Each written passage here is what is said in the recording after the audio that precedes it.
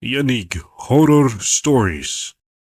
Magandang gabi mga kaibigan at welcome muli sa Yanig Horror Stories.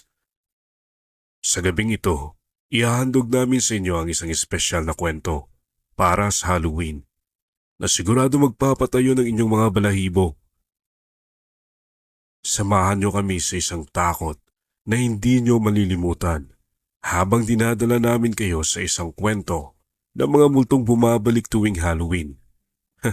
Hawakan niyo ang inyong mga upuan dahil magsisimula na ang kwentong Ang Ulan ng Mga Multo. Huwag kalimutan mag-subscribe, i-click ang notification bell, pati na rin ang like button at ipaalam sa amin ang inyong mga reaksyon sa komento. Simulan na natin. Sa isang bayan na matatagpuan sa gitna ng mga burol, isang hindi maipaliwanag na tradisyon ang isinasagawa tuwing Halloween. Sa pagdating ng dilim at pagpatak ng ulan, naniniwala ang mga tao na ang mga kaluluwa ng mga yumao ay bumabalik, dumadaan sa mga bahay at lugar na minsan nilang tinirhan. Ang Halloween sa bayang ito ay hindi karaniwang masayang selebrasyon, kundi isang oras ng pag-alala at pagkatakot. Sa gitna ng pagdiriwang na ito, naroon si Mia, isang 16 na taong gulang na dalaga na mahilig sa mga kwentong katatakutan. Para sa kanya, ang Halloween ay hindi lamang isang tradisyon, kundi isang pagkakataon para sa mga bata at kabataan na magsama-sama at maglaro ng mga nakakatakot na laro. Ngunit sa gabing ito, hindi niya inaasahan ang mga pangyayari na magbabago sa kanyang buhay magpakailanman. Sa gitna ng kasiyahan sa plaza ng bayan, abala si Mia kasama ang kanyang mga kaibigan. Ang hangin ay malamig at sa kalangitan, unti-unti nang namumuo ang madidilim na ulap, isang palatandaan na malapit nang bumuhos ang ulan. Wala masyadong nakakatakot dito. Sabi ni Mia sa kanyang mga kaibigan habang pinagmamasdan ng paligid. Subalit, sa di kalayuan, nakatanaw ang isang bahay. Ang lumang bahay na tinitirhan ng isang pamilya na naglaho ng walang paliwanag.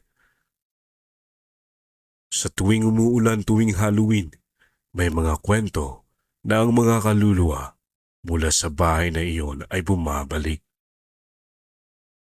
Uy, Mia, dito ka na matulog mamaya. Sabi nila, kapag bumuhos ang ulan, mga kaluluwa lang mag-aalaga sa'yo. Tumawa ang mga kaibigan ni Mia, ngunit sa kanyang kalooban, parang may bigat ang banta na iyon. Sa hindi may paliwanag na dahilan, napako ang tingin ni Mia sa bahay. Isang alon ng malamig na hangin ang humaplos sa kanya at sa malayong parte ng kanyang isipan, naramdaman niya ang tila paggalaw ng mga anino sa loob ng bahay. Napasabi siya sa sarili, Baka naman may katotohanan ng mga kwento. habang abala ang lahat sa kasiyahan sa plaza, hindi mapigilan ni Mia ang tawag ng lumang bahay. Isang bagay na nagtutulak sa kanya na lumapit dito, ang hindi maipaliwanag na pang-aakit ng dilim. Hindi alam ng kanyang mga kaibigan, nagdesisyon siyang maglakad patungo sa bahay, dala ng kuryosidad at konting takot. Pagdating niya sa bahay, naramdaman niyang bigat ng lugar. Walang ingay sa loob, ngunit tila puno ito ng mga lihim at misteryo. Binuksan niya ang pinto. Isang malalim na tunog ng pag-uga ng kahoy ang bumungad sa kanya. Sa bawat hakbang papasok, tila nagiging mas malamig ang paligid.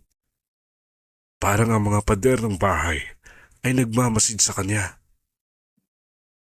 Sa pagpasok ni Mia sa loob ng bahay, napansin niya ang isang lumang salamin sa gitna ng sala.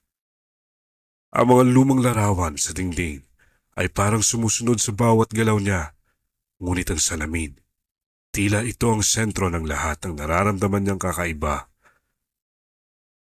Nakatingin siya sa salamin, ngunit imbes na ang kanyang refleksyon, may nakita siyang anino. Isang anino na hindi siya.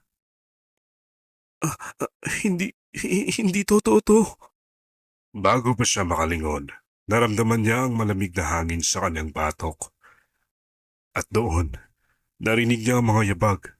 Mabigat, mabagal, papalapit. Pinilit niyang huminga ng malalim, pero tila nababalot ang buong paligid ng takot. Dahan-dahan niyang nilingon ang paligid, ngunit walang tao. Ang malamig na hangin ay parang humihigop sa bawat damdamin ng lakas mula sa kanya. Bigla, naramdaman niya ang isang presensya. Hindi na ito simpleng lamig, parang may mata na nakatingin sa kanya mula sa dilim. Nang tumingin siya sa salamin, hindi na siya ang nakikita niya, kundi ang isang batang babae na nakasuot ng puting damit, basang-basa mula sa ulan. Ang mga mata ng bata ay nakatuon sa kanya, puno ng hinagpis at pangungusap. Bakit ka nandito? Nagtagpo ang mga mata nila ni Mia, ngunit hindi na siya makahinga. Nagulat siya nang ang bata ay nagsimulang lumapit mula sa salamin. Hindi na lamang anino. Ang bata ay parang lumalabas mula sa kabilang buhay, papunta kay Mia. Hindi na makagalaw si Mia. Tila natigil sa oras ang lahat. Ang bata ay lumapit ng lumapit hanggang ang kanilang mga mukha ay halos magkalapit na. Tumitig si Mia, ngunit bago niya mapigilang mapaatras, narinig niya ang bulong ng bata.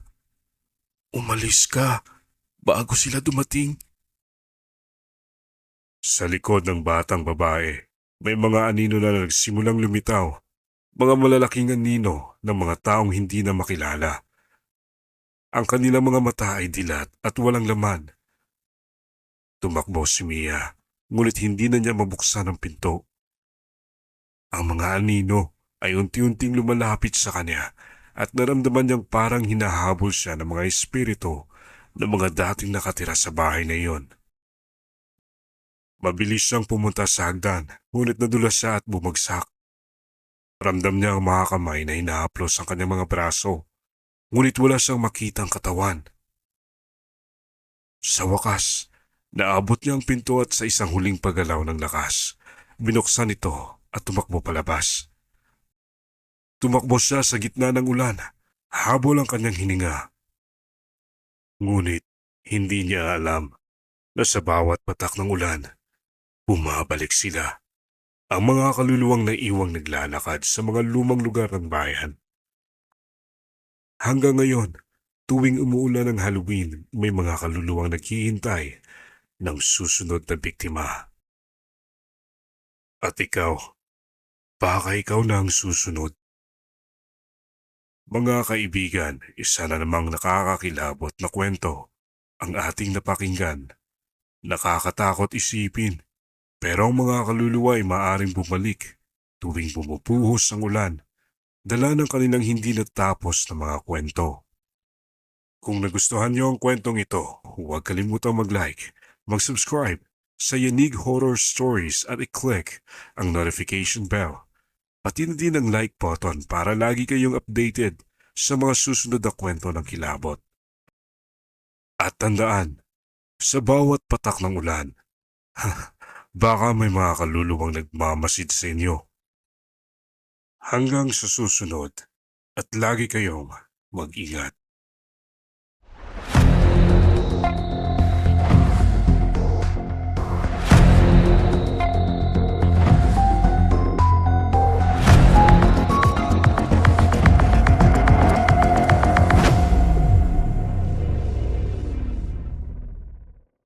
Yanig Horror Stories.